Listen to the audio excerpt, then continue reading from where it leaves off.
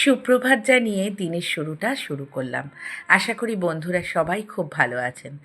আচ্ছা, এটা হলো আমার গাছের জবা। এর আগেও আমি দেখিয়েছি, কিন্তু তবুও যে বললাম কিছু ভালো লাগা ভালোবাসা সেগুলো প্রিয় মানুষদের সাথে একটু ভাগ করে নিলে বেশ ভালোই লাগে, মন্দ হয় না, কি বলুন?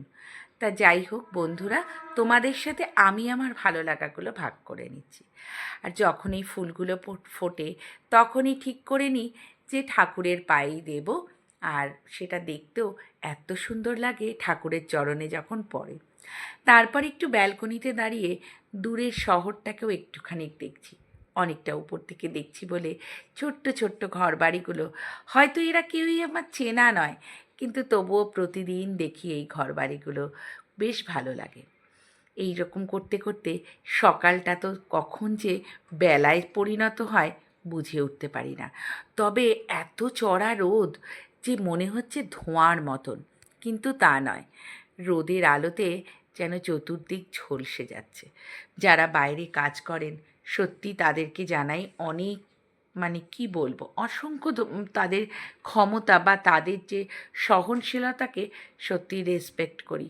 কারণ ভীষণ কষ্ট হয় বাইরের এই গরমের মধ্যে। এই করতে করতে বিকেলবেলাটা পৌঁছে গিয়েছিলাম একটুখানি শপিং করতে।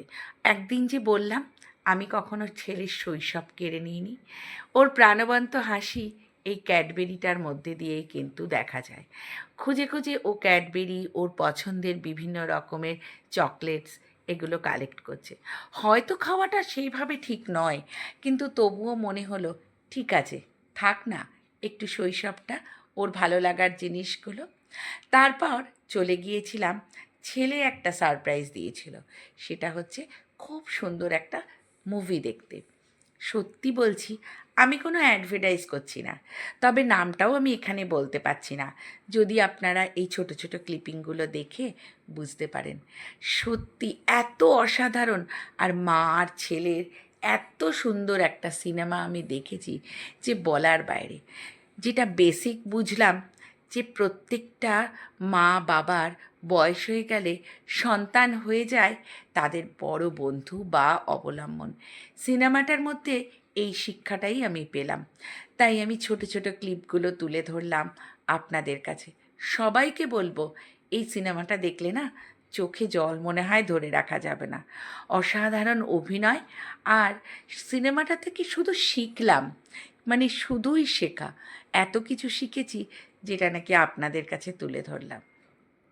বুঝলাম জীবনের শেষে সন্তানই আমাদের অবলম্বন। বৃদ্ধাশ্রমে গিয়ে হয়তো নয়, সন্তানদের সাথে প্রত্যেকটা মুহূর্ত কাটানো। তাই একটু ভাগ করে নিলাম। আমার ভালো লাগার গল্পগুলো আপনাদের কাছে তুলে ধরি। যদি ভালো লাগে অবশ্যই একটু কমেন্টস করবেন, পাশে থাকবেন। কেমন লাগলো একটু জানাবেন আমার ব্লগগুলো। যদি ভালো লাগে তাহলে 5 জনের মধ্যে একটু শেয়ার করে দেবেন, তাহলে হয়তো তারাও দেখে একটু ভালো লাগবে তাদেরও। শুধু যে এই বৃদ্ধ বয়সের অভিনয়টুকু রয়েছে তা নয়, একজন ভালো শাশুড়ি মায়েরও উদাহরণ এখানে রয়েছে। সেটা দেখবেন, দেখলেই বুঝতে পারবেন। আবারও বললাম, আমি কিন্তু কোনো প্রমোট ভিডিও করছি না, কিন্তু আমি দেখেছি, আমার ভালো লেগেছে, তুলে ধরেছি সকল বন্ধুদের মাঝখানে। কারণ কখনো শাশুড়ি মাকেও হয়ে উঠতে হয় নিজের মায়ের মতন।